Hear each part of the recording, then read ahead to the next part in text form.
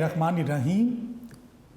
अज़ीज़ तलबा, बेटा last lecture हमने पढ़ा एक गज़ल नंबर 5। शायर थे हमारे मिर्ज़ा ख़ान दाग देहलवी। बेटा आज हम इस गज़ल का अगला हिस्सा आज क्लास में डिस्कस करेंगे और बाकी अशार जो है उनको देखेंगे कि दाग ने ज़िंदगी के किन पहलुओं को हमारे सामने बयान किया है। तो आइए अपनी गज़ल का बेटा बाकी हिस्सा, आज हमारा ये दूसरा लेक्चर है पहली गज़ल का, यानी गज़ल नंबर 5 का ये दूसरा हिस्सा है। आइए चलते हैं। बिस्मिल्लाहिर्रहमानिर्रहीम। इब्तिदा है रब्बे जलील के बाबरकत नाम से, जो तमाम जहानों का पालने वाला है। Unique group of institutions Lahore के ऑनलाइन लेक्चर में बेटा आप तमाम बच्चों को एक मरतबा फिर दिल की गहराइयों से खुशामदीद, वेलकम। उर्दू साल अव्वल इंटरमीडिएट पार्ट 1 में बेटा हम पढ़ रहे हैं हिस्सा गज़ल, और आज हमारा ये दूसरा लेक्चर है। गज़ल नंबर 5 हम पढ़ रहे हैं, जिसके शायर हैं मिर्ज़ा ख़ान दाग देहलवी। मिर्ज़ा ख़ान दाग देहलवी जो हैं दबिस्तान दिल्ली के नुमाइंदा शायर हैं। आपकी शायरी जो है उर्दू अदब में एक बहुत ख़ास मकाम रखती है। बेटा ये वो हम सारा डिस्कस कर चुके शायर के बारे में पहले भी पिछले लेक्चर में। ये वो गज़ल थी बेटा जिसका हमने आगाज़ किया। आज हम इसके दूसरे शेर पे थे, यहाँ से हम बात करेंगे आगे नेक्स्ट अपनी। ये पहला शेर हमारा हो चुका मुश्किल फाज के बेटा मानी भी जितने माना हैं वो हम देख चुके हैं। उसके बाद आज हम जो शेर पढ़ने जा रहे हैं वो है जी पेज नंबर 225 पे। अगर आप नोट्स पे देखेंगे और टेक्स्ट बुक में आप मिर्ज़ा ख़ान दाग की जो पहली गज़ल है उसमें ये शेर नंबर 2 पे हम आज हैं। पहला शेर हम पढ़ चुके, तो इसका आज आगाज़ करते हैं इस शेर का।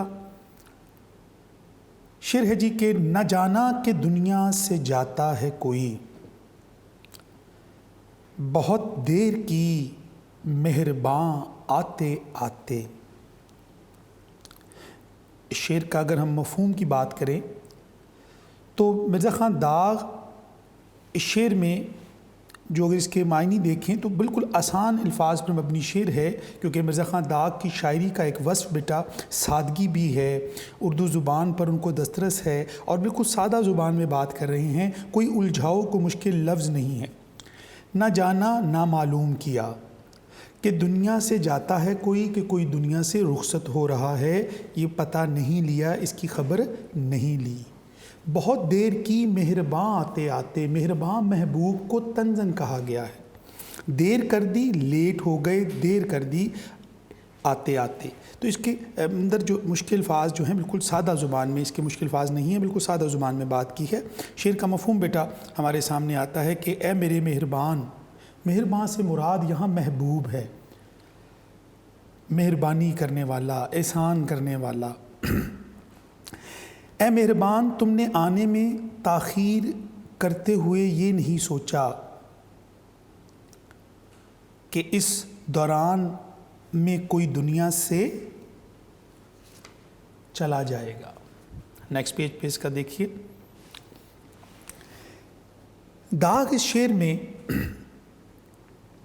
महबूब को इस बात की याद दहानी करा रहे हैं कि महबूब, तुमने वक्त गुज़रने का तुम्हारे यहाँ कोई एहसास नहीं है।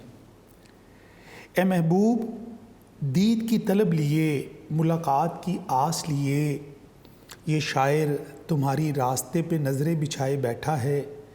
दिन महीने साल गुज़रते गए लेकिन महबूब का दीदार नसीब नहीं हुआ। और तुमने महबूब मुलाकात का, मिलने का वादा किया था, लेकिन वक्त गुज़रने के साथ साथ क्या हुआ, तुम्हारा वो वादा वफ़ा नहीं हो सका। लेकिन तुम तो ना आए, ये उम्र यूं ही गुज़रती गई, वक्त यूं ही गुज़रता गया। दिन महीने साल ये गुज़रते गए और फिर क्या हुआ, तुम आओगे तो सही, अब तुम आ ही गए हो, लेकिन अब बहुत دیر ہو چکی ہے۔ یعنی محبوب کی جو ملاقات کی خواہش دل میں تھی وہ شاعر کے دل میں ہی رہ گئی اور وہ تمام عمر محبوب کے آنے کا انتظار کرتا رہا۔ جب محبوب آیا تب تک کیا ہوا؟ موت کسی کا انتظار نہیں کرتی۔ موت آج جب وقت انسان کا پورا ہو جاتا ہے وہ کسی کا ایک لمحہ بھی انتظار نہیں کرتی، لیکن شاعر زندگی کی آخری سانس تک اپنے محبوب کے آنے کا انتظار کرتا رہا اور اس کے اندر اس نے یہ یقین رکھا کہ میرا محبوب کہہ کے گیا تھا کہ آؤں گا، وہ آئے گا ضرور، لیکن اب جب وہ آیا ہے، اب جب وہ آئے گا تب بہت دیر ہو چکی ہوگی۔ تو اے محبوب، ہمارے ہاں اس بات کا احساس ہوتا ہے کہ انسان زندگی میں جب کسی سے ملاقات کا وعدہ کر لیتا ہے تو جو انتظار کرنے والا ہوتا ہے اس کا وقت گزرنا محال ہوتا ہے۔ اب محبوب کا انتظار تو شاعر مدتوں سے کرتا چلا آ رہا ہے اور اس کو اس بات کی آخری سانس تک یقین بھی ہے کہ محبوب آئے گا ضرور۔ یعنی محبوب کے آنے میں اس کو اس کے قلب کے اندر ایک بے چینی لگی ہوئی ہے، نگاہیں اس چیز کے لیے ساری زندگی بےتاب رہی ہیں اور یقین کامل بھی موجود ہے کہ محبوب آئے گا ضرور، لیکن جب آئے گا تب کیا ہوگا؟ تب بہت دیر ہو چکی ہوگی، تب تک شاعر دنیا سے جا چکا ہوگا، کیونکہ موت آنے میں کسی کا انتظار نہیں کرتی۔ اور ہمارے ہاں یہ ایک رسماً بھی ایک روایت ہے کہ انسان زندگی بھر بے شک نہ ملا ہو لیکن کوئی اگر دنیا سے رخصت ہو جائے تو اس کی آخری رسومات میں شامل ضرور ہوتا ہے، اس کا آخری بار چہرہ دیکھنے کے لیے آتا ضرور ہے۔ تو شاعر کو اس بات کا احساس ہے کہ محبوب آئے گا ضرور، لیکن کب آئے گا؟ جب شاعر کی آنکھیں بند ہو چکی ہوں گی، وہ جو دید کی طلب اس کے قلب میں ہے وہ کبھی پوری نہ ہو سکے گی۔ تو یہاں شاعر نے محبوب کو طنز کے پیرائے میں یہ بات کی ہے کہ میرے قتل کے بعد اس نے جفا سے توبہ، ہائے اس زود پشیماں کا پشیماں ہونا۔ اور شاعر کا اشارہ اس بات کی طرف ہے، وہ آئے ہیں پشیماں لاش پر اب، تجھے یہ زندگی لاؤں کہاں سے۔ تو یہ طنز کا پہلو اس میں نمایاں ہے۔ داغ میں محبوب سے جس طریقے سے ہم کلام ہوتے ہیں اس میں اس کی وعدہ خلافیوں پر اس سے تھوڑا سا اختلاف کرتے ہیں، اور یہاں شاعر یہ چاہتا ہے کہ محبوب جب تم آؤ گے تو سوائے ندامت کے تمہارے پاس اور کچھ نہیں بچے گا۔ اس وقت تمہیں اس بات کی ندامت ہوگی اور تمہیں اپنی اس ندامت کا جب تمہیں یہاں میرے جنازے پر لے کر آئے گی کہ محبوب شاعر جو ہے میرا انتظار کرتے ہوئے دنیا سے رخصت ہو گیا، تو وہ ندامت تمہیں یہاں کھینچ کر جب لائے گی تو تب تمہارے پاس پچھتاوے کے علاوہ کچھ نہیں بچے گا۔ تو داغ کا موقف یہ ہے کہ محبوب مہربان تو ہوا لیکن کب ہوا؟ جب ہم دنیا سے رخصت ہو گئے۔ تو دنیا سے رخصت ہونے کے بعد محبوب اگر مہربان ہو بھی جائے تو شاعر کو اس بات کا کوئی فائدہ نہیں ہوتا، اس کو اس سے کوئی مسرت نہیں ملتی۔ تو لہٰذا یہاں پر اس شعر کے اندر مرزا خان داغ جو ہیں وہ محبوب کو اس ندامت سے بھی بچانا چاہتے ہیں کہ جب وہ پہنچے گا اور شاعر دنیا سے رخصت ہو چکا ہوگا۔ شاعر اس کو بھولا ہوا وعدہ بھی یاد دلا رہے ہیں کہ کوئی تمہارے انتظار میں تمہاری راہ تک رہا ہے، یہ بھی احساس دلا رہے ہیں۔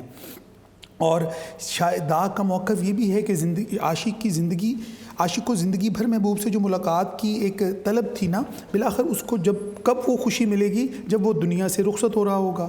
تو وہاں محبوب کے ساتھ جو کیفیت ہوگی، محبوب کا جو حال ہوگا، اس ندامت کے لیے شاعر نہیں چاہتا کہ میرا محبوب کو ندامت کے آنسو بہانا پڑے، اس کو میرے جانے کے بعد پچھتانا پڑے۔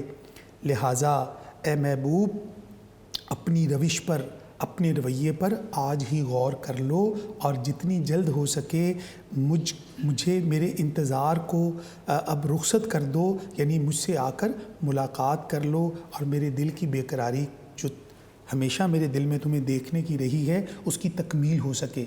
لیکن شاعر کا موقف یہ ہے کہ ایسا ہو نہیں سکا، ایسا ہو نہیں سکتا۔ مرنے کے بعد آئے وہ میرے مزار پر، پتھر پڑیں صنم تیرے ایسے پیار پر۔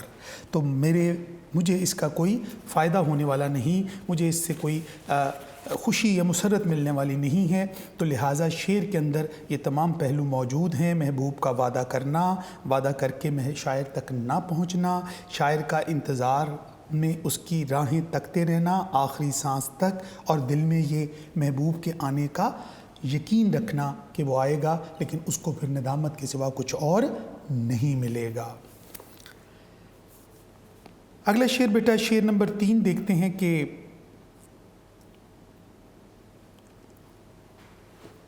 سنانے کے قابل جو تھی بات ان کو،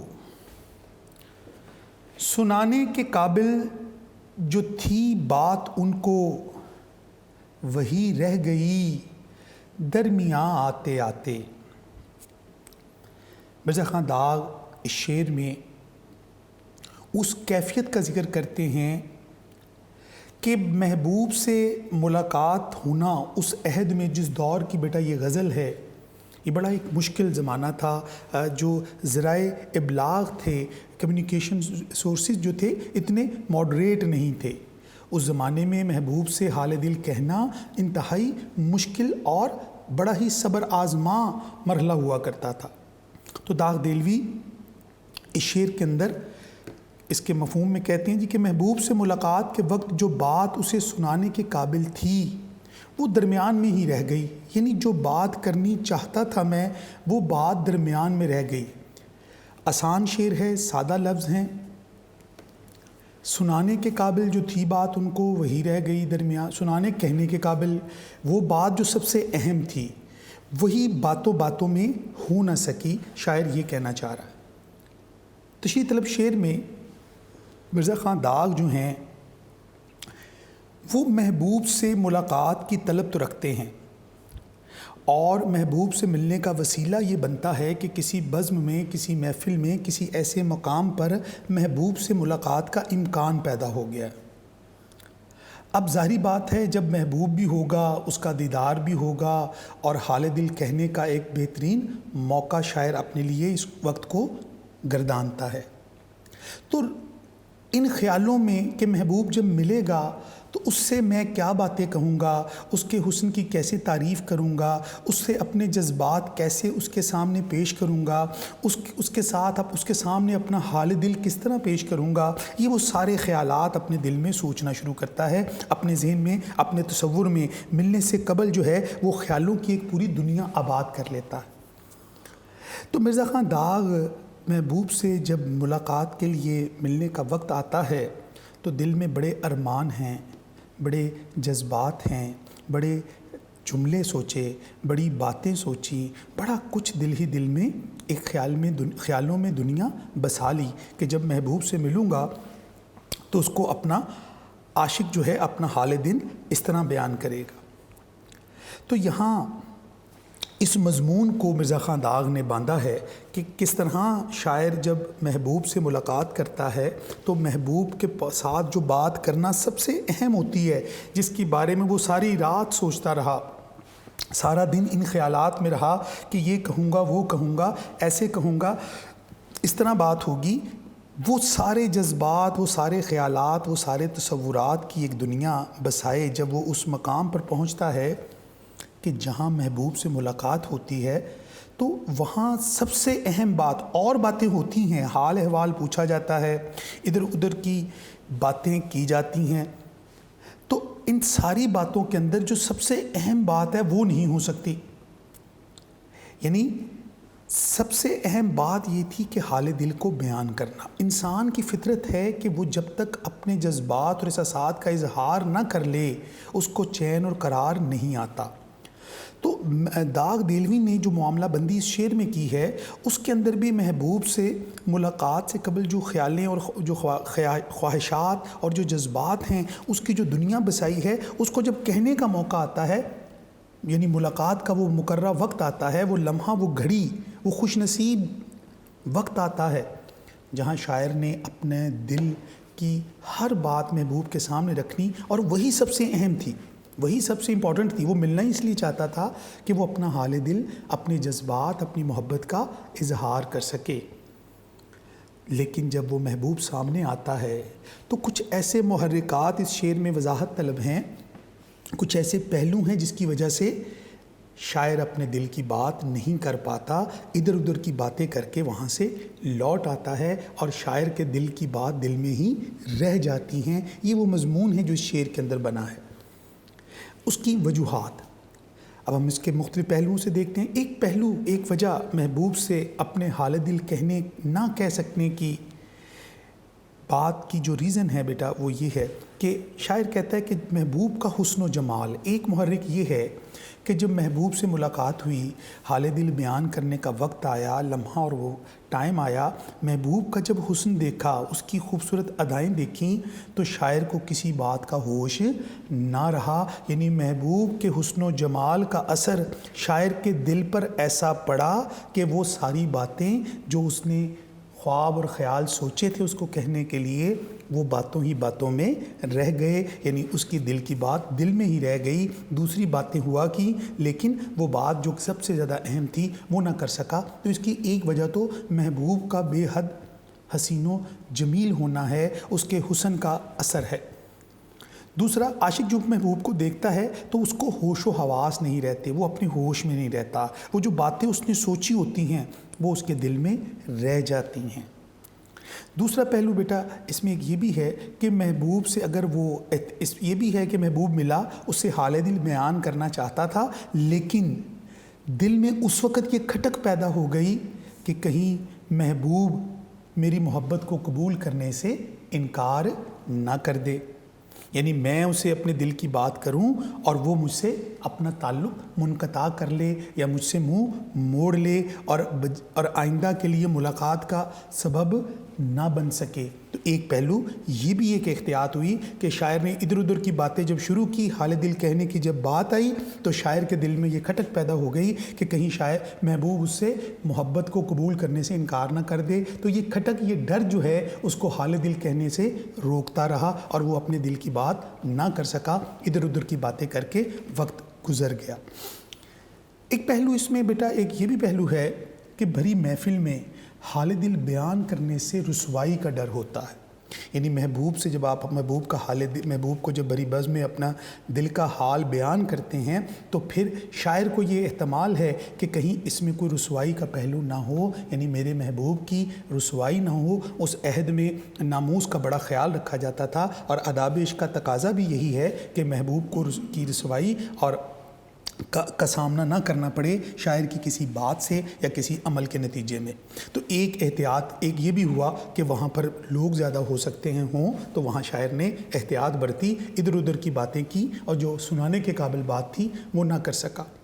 اور پھر ایک پہلو یہ بھی ہوتا ہے کہ محبوب کے شکوہ شکایت اتنے ہوتے ہیں، اس کی اپنی باتیں اتنی ہوتی ہیں کہ شاعر اس کو سنتے سنتے سارا وقت گزار دیتا ہے اور جو اصل بات محبوب سے کرنی ہوتی ہے وہ بیچ میں ہونے سے رہ جاتی ہے۔ یہ وہ چند محرکات ہیں جو وہاں ممکن ہو سکتے ہیں مرزا خان داغ کے مطابق کہ جو بات کرنی تھی وہ بات نہ ہو سکی۔ حالانکہ یہی وہ دن تھا جس کا انتظار شاعر مدتوں سے کر رہا ہے اور یہ وہ خوش نصیب گھڑی تھی جب محبوب کا دیدار بھی تھا، محبوب خود بھی موجود تھا، حال دل بیان کرنے کا ایک نادر موقع تھا۔ لیکن معاملہ بندی شعر کی ایسی ہے کہ احتیاط برتی گئی، ساری باتیں ہو گئیں لیکن اصل بات ہونے سے رہ گئی۔ ہوش جاتا نہیں رہا لیکن جب وہ آتا ہے تب نہیں آتا، جرأت عرض حال کیا ہوتی، نظر لطف اس نے کی ہی نہیں۔ تو نظر لطف اس نے کی نہیں، یعنی مہربانی کی نظر مجھ پر ڈالی ہی نہیں۔ اور کہتے تو ہو یوں کہتے جو وہ آتا، یہ کہنے کی باتیں ہیں کچھ بھی نہ کہا جاتا۔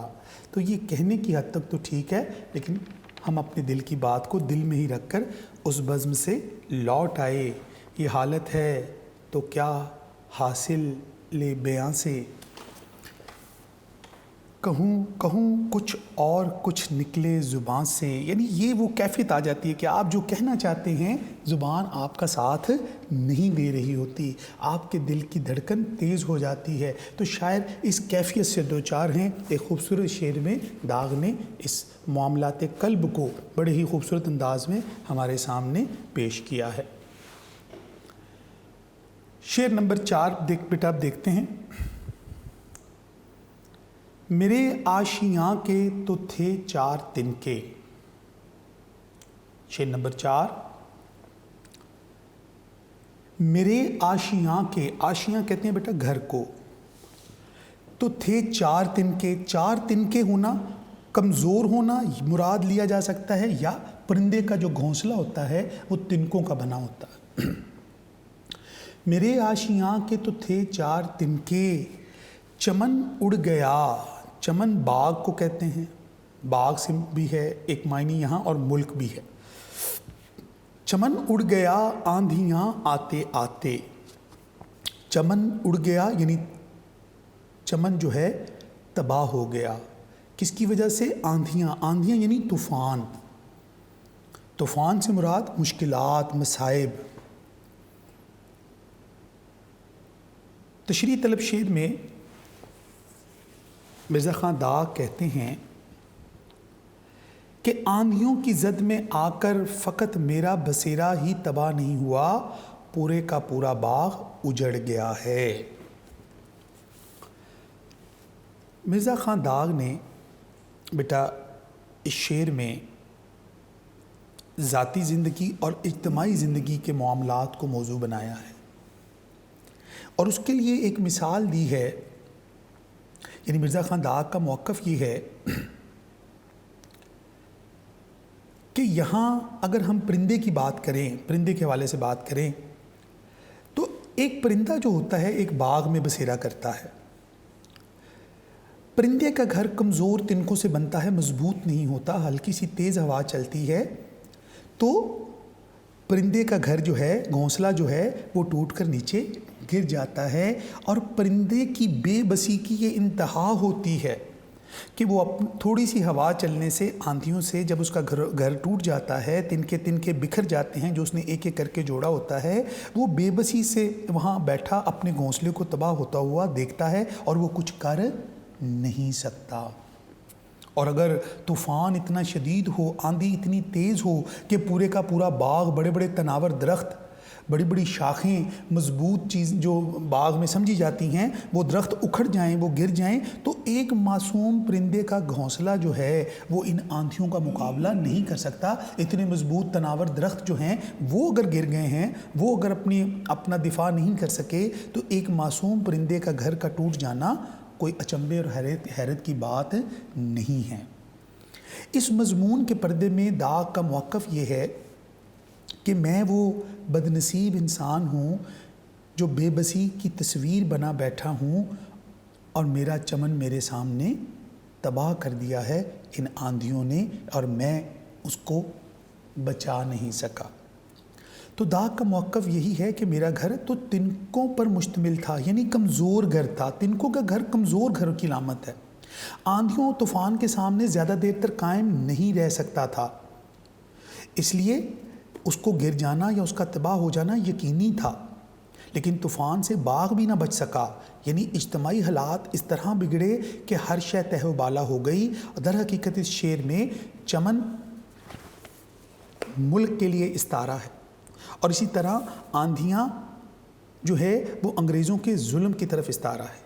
یعنی انگریز کے مظالم سے تو بڑے بڑے گھر تباہ و برباد ہو گئے، پورا ملک تباہ ہو گیا، اس لیے مجھ غریب کا گھر بھی اگر اس ملک میں تباہ ہو گیا تو یہ بھی ایک معمولی سی بات ہے۔ یعنی یہ بھی ایک اتنا بڑا ملک، اتنا بڑا شہر تباہ ہو گیا۔ تو یہاں شاعر نے اس دور کی عکاسی کی ہے، ایک اجتماعی سطح پر ہونے والے معاشرے کی تبدیلی کا ذکر کیا ہے کہ ایک اجتماعی زندگی کی طرف اشارہ کیا ہے کہ اگر باغ میں آندھی چلے تو کیا ہوتا ہے، کمزور گھر ٹوٹ جاتے ہیں۔ تو لہٰذا جب سے بلبل تو نے 2 تنکے لیے، کونتی ہیں بجلیاں ان کے لیے، تو یہ اشارہ کیا گیا ہے 1857 کی جنگ آزادی کی ناکامی کے اثرات کا، یعنی یہ شعر کا اگر ہم بنیادی مفہوم دیکھیں تو یہ شعر اصل میں اجتماعی اثرات کا شعر ہے، جو 1857 کی جنگ آزادی جو ہندوؤں اور انگریزوں نے مل کر کس کے خلاف لڑی تھی؟ حکومت برطانیہ کے خلاف، جنہوں نے یہاں پر ناجائز قبضہ جما رکھا تھا۔ تو وہاں وہ دور کیسا تھا؟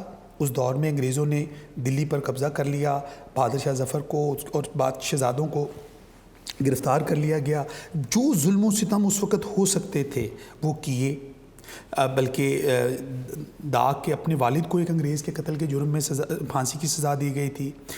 یعنی شاعر کی اپنی زندگی بھی انہی دکھوں سے گزری ہے، یعنی اس اجتماعی مسائل کا اثر اس کی ذاتی زندگی میں بھی آیا ہے، یعنی وہ یتیم ہو گئے ہیں اس انگریز دور میں، انگریزوں کے اس ظلم و ستم کا شکار ہوئے ہیں۔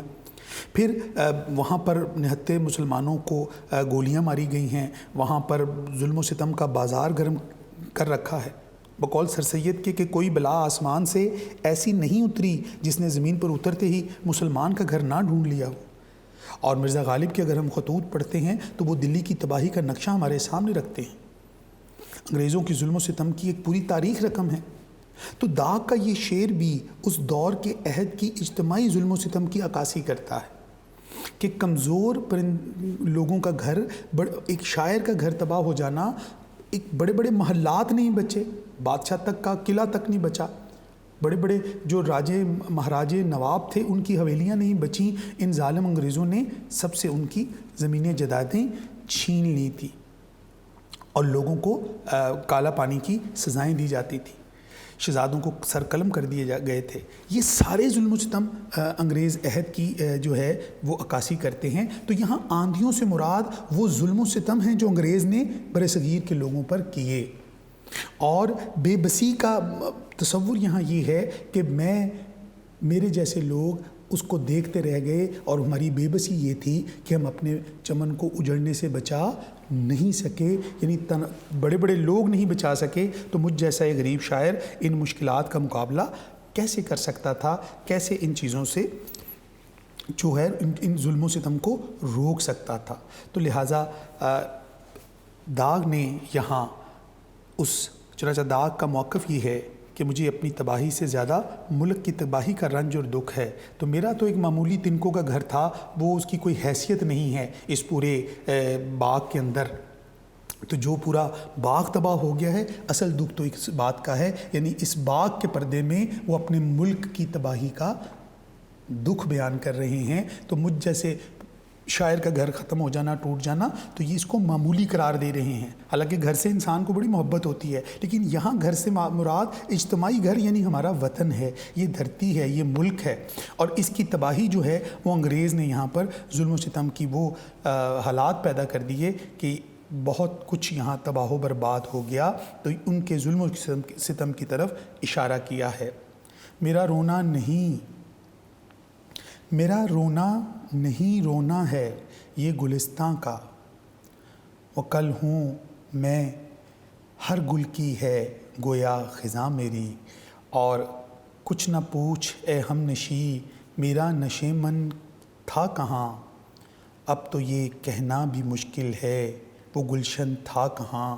تو یہ بے بسی اور مایوسی کی کیفیت اس شعر میں داغ دہلوی نے بیان کی ہے۔ اور غزل کا مقطع ہے، آخری شعر ہے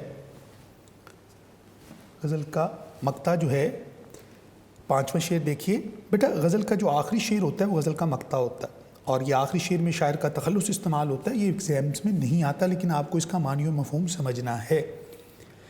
شعر ہے جی کہ نہیں کھیل اے داغ یاروں سے کہہ دو کہ آتی ہے اردو زباں آتے آتے۔ مرزا خان داغ کو اردو زبان سے بڑی محبت تھی، اور استاد ابراہیم ذوق سے آپ نے اردو زبان اپنی شاعری میں اصلاح لی۔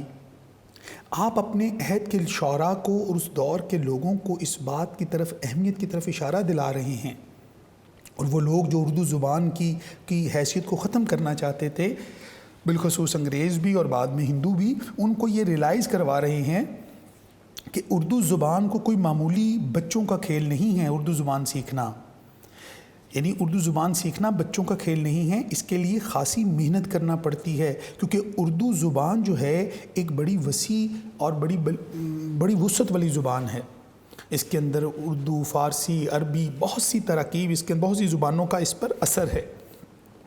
لہٰذا کوئی اس کو کھیل نہ سمجھے کہ یہ کوئی بچوں کا کھیل ہے۔ بچوں کا کھیل کہنے کا مطلب یہاں آسان نہیں ہے، آسان بات نہیں ہے کہ یہ کوئی بندہ یہ کہہ دے، دعویٰ کر دے کہ اس کو اردو زبان پر عبور حاصل ہو گیا ہے یا اردو زبان بڑی آسان ہے، وہ یوں ہی اس کو کر لے گا۔ لہٰذا اردو زبان کی اہمیت کو یہاں کو بیان کیا ہے مرزا خان داغ نے کہ کوئی شخص یہ خیال نہ کرے کہ یہ بغیر محنت کے ہم اس کو سیکھ سکتے ہیں۔ اس کے لیے بہت سے اساتذہ سے فیض یاب ہونا پڑتا ہے، بہت محنت کرنی پڑتی ہے، اور ایک زبان کو سیکھنے کے لیے اور دیگر زبانوں پر عبور حاصل کرنا پڑتا ہے، پھر کہیں جا کر اردو زبان کی جو ہے وہ بنیادی چیزیں سیکھنے کو مل سکتی ہیں۔ لہٰذا اردو کو سیکھنا کوئی بچوں کا کھیل نہ سمجھے۔